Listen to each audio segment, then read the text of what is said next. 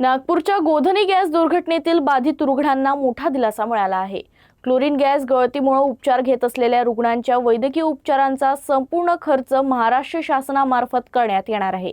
जिल्हाधिकारी कुमार आशीर्वाद यांनी संबंधित खासगी रुग्णालयांची बैठक घेत रुग्णांकडून उपचारासाठी कोणतीही रक्कम न घेण्याचे स्पष्ट निर्देश दिले आहेत।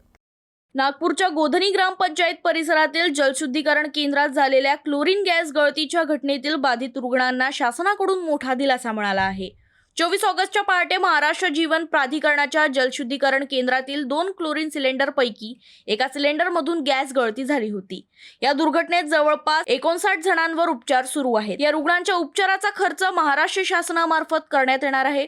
या संदर्भात जिल्हाधिकारी कुमार आशीर्वाद यांनी मॅक्स, स्पर्श, विवेका, सिनर्जी, ऑलराइट आणि किंग्जवे यासह संबंधित खासगी रुग्णालयांच्या व्यवस्थापन प्रतिनिधींची बैठक घेतली।